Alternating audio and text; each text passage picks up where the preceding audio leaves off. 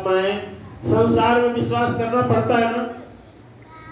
यदि आप ट्रेन पर बैठते हैं तो ट्रेन चलाने वाले ड्राइवर पर विश्वास करते हैं नहीं करते? कि उसके पास जाते हैं और पूछते हैं ट्रेन के ड्राइवर से कि तुम अपना डिग्री दिखाओ कि कब से तुम ड्राइवरी कर रहा है, तभी हम बैठेंगे, नहीं तुम कहीं ट्रेन लड़ा दो तो कोई जाता है, बैठ जाता है, नहीं बैठ जाता है। जहाज में आप लोग जाते हैं, प्लेन में सफर करते हैं, तो प्लेन में जब जाते हैं तो प्लेन में भी जाकर अपने सीट पर बैठ जाते हैं। आप कैप्टन के पास जाते नहीं हैं कि तुम एक काम करो, कई वर्ष से चला रहा है, कितने वर्ष का अनुभव है तुम्हारा जहाज उड़ाने का, पूछते हैं नहीं ना। विश्वास करते हैं। बच्चे को स्कूल में डालते हैं तो बच्चा भी विश्वास करता है और गार्जियन भी विश्वास करता है कि क कैसे बनेगा, ए फॉर एप्पल कैसे बनेगा। वो सही पढ़ाया तो सही, नहीं तो यदि उल्टा पढ़ा दिया तो पूरा जीवन उल्टा हुआ ना। दिव्य आत्माएं जब संसार में विश्वास करना पड़ता है, तो आप बताइए कि जहां से यह जीवन की शुरुआत है, जहां से अंत हो जाएगा, उसके लिए सदगुरु की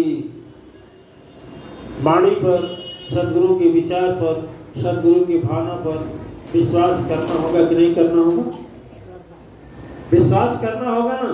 तो दिव्य आत्मा सबसे पहले विश्वास होता है। जब विश्वास अपना रूप धारण करता है तो वही सब कुछ देता है। आप लोग सुने होंगे कि एकलव्य नाम का एक शिष्य था द्वापर युग में, और एकलव्य जब गए, गुरु द्रोणाचार्य उस समय के बहुत बड़े ख्याति प्राप्त धनुर्धर थे, गुरु थे, उनके पास बाण विद्या सीखने गया तो उन्हें पता लगा कि मैं तुझको विद्या नहीं दूं। लेकिन ये सदगुरु नहीं है, ये गुरु है। सदगुरु ऐसा नहीं होता है कि पूछे तुम किस जाति का हो, तुम क्या पैसा लेकर आए हो, तुम्हारे पास धन है कि नहीं, तुम्हारे पास पद है कि नहीं। जो ऐसा कहता या पूछता है वह सदगुरु है, ये नहीं है। ऐसे लोगों का तिरस्कार कर देना चाहिए हमारी भावना में। तो जब गए तो गुरु द्रोणाचार्य जी जब बोले कि नहीं तुझे नहीं सिखाऊंगा बाप, जब उन्होंने ऐसा कहा कि हम नहीं सिखाऊंगा, तो एकलव्य आ गए और मिट्टी का गुरु द्रोणाचार्य बना लिए, गुरु की मूर्ति बना लिए, और उसी के सामने उनको मूर्ति नहीं देवता समझ करके, सच्चा रूप समझ करके, सच्चा भाव समझ करके वह धनुर्विद्या का अभ्यास करने लगे। नतीजा जानते हैं? नतीजा जानते हैं? एक बार की घटना हुई कि एक कुत्ता था, कुत्ता भौंक रहा था, और भौंकने वाले कुत्ते के मुंह में एकलव्य ने इतना बाण भर दिया कि उसका मुंह बाण से भर गया। तो जब वो कुत्ता जा रहा था तो उसी रास्ते से निकला जिस रास्ते से द्रोणाचार्य कौरव और पांडव को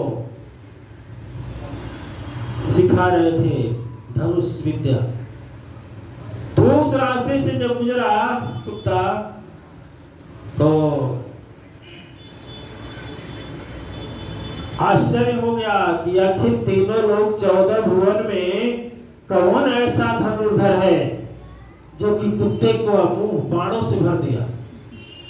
तो जैसे उस कुत्ते का खून गिरा था, उसी को खून को देखते हुए गुरु द्रोणाचार्य पहुंचे, तो एक वह छोटी जाति का बच्चा, ये जाति शब्द हमारे मुंह से सोचे निकले ना, क्योंकि मैं जात पात में न मानता हूँ न रखता हूँ।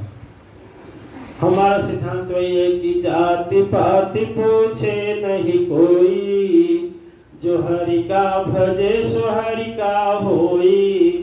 भगवान स्वयं से बड़ी मैया से बोले कि जाति पाति कुल धर्म बढ़ाई, धन बल परिजन गुण चतुराई। किसी से मतलब नहीं, भगवान अपने मुखारविंद से कर रहे हैं। शास्त्र नहीं कर रहा है, पुराण नहीं कर रहा है, वेद नहीं कर रहा है, स्वयं बोल रहे हैं। कह रघुपति सुनु भामनि बाता, मानव एक भक्ति कर नाता। एक भक्ति का नाता है। दिव्यात्माएं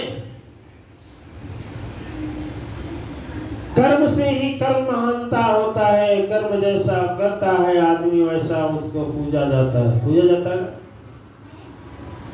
रावण उच्च जाति का था लेकिन कर्म छोटा था तो क्या किया गया? जलाया जाता है हर साल।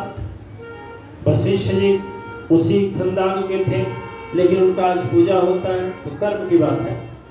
लेकिन जब गुरु जाकर देखे कि एक छोटी जाति भील और इतना बड़ा धनुधर हो गया, बोले तुम्हारा गुरु कौन है? चरणों में गिर गया। कहा गुरु जी आपे कौन? मैं तुम्हारा गुरु हूँ। तुमको कब ज्ञान दिया है? कहा आप याद करें उस दिन की वाणी, कहानी बनी सद्गुरु हृदय शताती। तिरस्कार किए और डांट दिए, फिर वापस बात दिमाग न आती। आया तो वापस उदास होकर इस घोर घना घोर जंगल में मूर्ति बनाया। तपोस्था शक्ति विश्वास से प्रभु अरे आपकी दया से मैं सर्व गुण पाया। सारा विद्या सीख लिया और गुप्ता का मुंह को भोग रहा था। जब तक वो मुंह बंद करे उतने ही देर में उसके मुंह को बाणों से भरने वाला मैं ही हूँ। कहने का मतलब है, इसके आगे हम नहीं कहेंगे, इसके आगे यही कहेंगे कि यदि उसके पास विश्वास और श्रद्धा था तो मिट्टी की मूर्ति भी बना करके उन्होंने सीख ली ना। उसी तरह से यदि हम सदगुरु बनाते हैं और हमारे अंदर यदि विश्वास है दिव्य आत्माएं, तो हम दिल्ली नहीं विदेश या कहीं भी रहें तो भी हम सदगुरु से वह सब कुछ पा सकते हैं जो नहीं पाया जा सकता है, जो नहीं सोचा जा सकता। देखिए गुरुओं में कई प्रकार के गुरु होते हैं। एक तो कान फूंकने वाले गुरु होते हैं, एक तंत्र मंत्र सिखाने वाले गुरु होते हैं, एक स्कूल में विद्या बताने वाले गुरु होते हैं, एक सांसारिक काम, जैसे एक गाड़ी चल रही है, गाड़ी चलाने वाला कोई मिल गया, इसका गुरु हो गया। मकान बनाने के लिए कोई सिखा दिया, इसका गुरु हो गया। आपके ऊपर पंखा चल रहा है, पंखा बिगड़ने पर बनाया कैसे जाता है बता दिया, वो गुरु हो गया। ठीक है ना। गुरु शुरू से